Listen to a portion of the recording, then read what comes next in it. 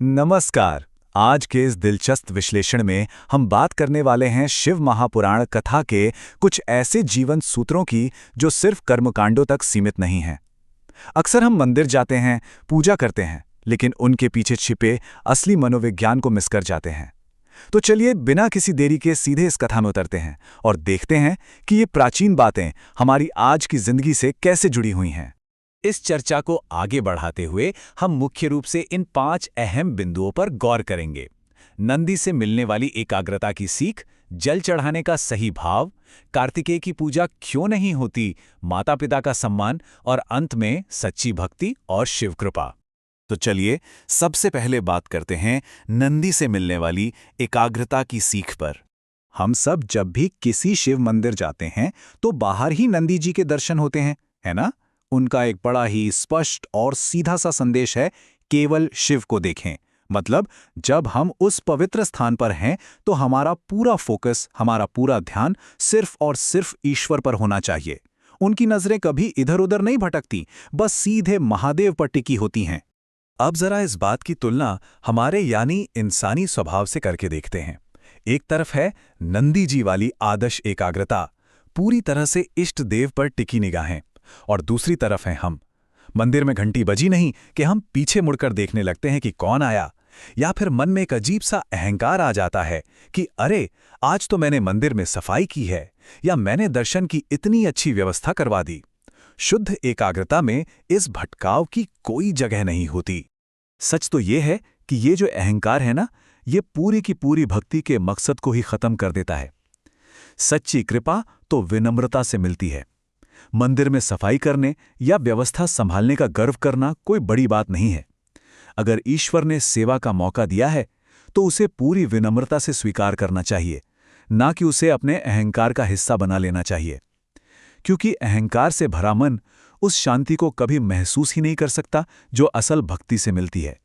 अब इसी विनम्रता से जुड़ा हमारा दूसरा बिंदु आता है, जल चढ़ाने का सही भाव। ये जल चढ़ाने की प्रक्रिया सिर्फ मूर्ति पर पानी डालने तक सीमित नहीं है। इसके पीछे एक पूरी साइंस और ऊर्जा का खेल है। इसे ऐसे समझिए, पहले हम घर से जल ले जाते हैं, यानी अपनी समस्याएं ईश्वर के सामने रखते हैं। फिर उस जल को दोष दूर करने के भाव से अर्पित करते हैं। उसके बाद वहां से कुछ पवित्र बूंदें वापस लाते हैं और समृद्धि के लिए उसे पूरे घर में छिड़कते हैं। ये सिर्फ एक कर्मकांड नहीं, बल्कि एक बहुत ही शक्तिशाली आध्यात्मिक लेनदेन है। और पता है, सही नियत के साथ किए गए इस छोटे से काम से कितने तरह के दोष दूर माने जाते हैं, जैसे कि पितृदोष जो पूर्वजों से जुड़ा है, काल सर्प दोष जो ग्रहों से संबंधित है, और वास्तु दोष जो हमारे घर के माहौल का होता है। जब हम जल अर्पित करते हैं तो असल में हम ये प्रार्थना कर रहे होते हैं कि घर के सारे रोग और कष्ट दूर हो जाएं। ये एक भौतिक क्रिया को गहरे मनोवैज्ञानिक समाधान में बदल देता है। खैर, अब हम इस चर्चा के तीसरे और शायद सबसे दिलचस्प हिस्से पर आते हैं, कार्तिकेय की पूजा क्यों नहीं होती। ये सवाल अक्सर मन में आता है ना, कि पूरे विश्व में भगवान गणेश जी की तो प्रथम पूज्य के रूप में पूजा होती है, पर कार्तिकेय जी की उस तरह से पूजा क्यों नहीं होती। आखिर शिव परिवार के इतने महत्वपूर्ण सदस्य होने के बावजूद ऐसी क्या बात हो गई थी? इसका जवाब एक बहुत ही रोचक पौराणिक घटना में छिपा है। ये पूरी कहानी उस मशहूर चौपड़ के खेल से शुरू होती है जो भगवान शिव और माता पार्वती खेल रहे थे। अब देखिए खेल में हुआ क्या। जीतने के लिए सच्चाई के बजाय धोखे का सहारा लिया गया। भगवान विष्णु को पासा बना दिया गया और रावण को जज। लेकिन यहां सबसे हैरान करने वाली बात यह थी कि कार्तिकेय जी ने इस पूरे धोखे का समर्थन किया और अपनी माता पार्वती को हराने की इस साजिश में चुपचाप शामिल रहे। अब जरा दोनों भाइयों के स्वभाव का अंतर देखिए।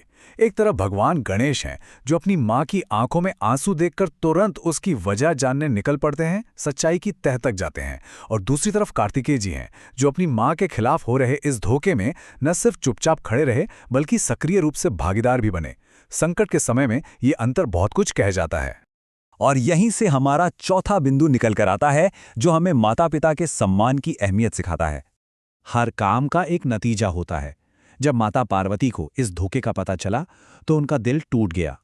क्रोध और दुख में उन्होंने कार्तिकेय जी से कहा, मेरी गोद में खेलने के बाद भी तुम मेरे नहीं हो सके। मैं तुम्हें श्राप देती हूं कि तुम्हारी पूजा नहीं होगी। ये प्रसंग साफ दिखाता है कि छल कपट किस तरह माता पिता और बच्चे के उस पवित्र बंधन को झकझोर कर रख देता है। ये सिर्फ एक कहानी नहीं है, बल्कि विश्वासघात के गहरे परिणामों की एक बड़ी चेतावनी है। इससे मिलने वाला सबसे बड़ा जीवन सबक यही है कि अपने माता पिता के प्रति सच्चे सम्मान और ईमानदारी के बिना इंसान चाहे कितनी भी दौलत कमा ले, उसे सच्ची खुशी कभी नहीं मिल सकती। जिस घर में माता पिता का आदर नहीं होता, वहां कभी बरकत नहीं होती। इंसान की असली समृद्धि उसके घर के बड़ों के सम्मान से ही तय होती है। चलिए अब अपने आखिरी बिंदु की ओर बढ़ते हैं, सच्ची भक्ति और शिव कृपा। जब कोई गलती हो जाए तो ईश्वर तक वापस कैसे पहुंचें? इसे समझने के लिए कार्तिकेय जी की पत्नियों की तपस्या का उदाहरण देखते हैं। देवसेना, जो नियम कायदों को जानती थीं, उन्होंने उचित और पारंपरिक तरीके से बेलपत्र चढ़ाए।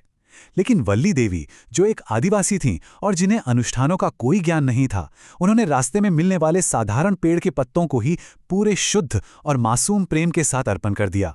और जानते हैं, महादेव ने दोनों को स्वीकार किया।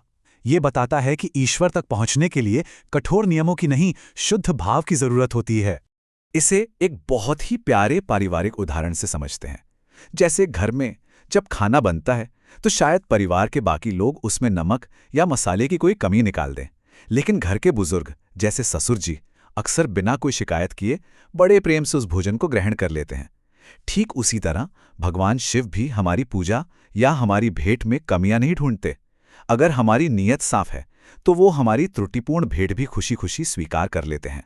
कहने का अर्थ है कि भक्ति हर सीमा से परे है। ईश्वर को किसी खास भाषा या एकदम सटीक मंत्रोच्चार की कोई परवाह नहीं है।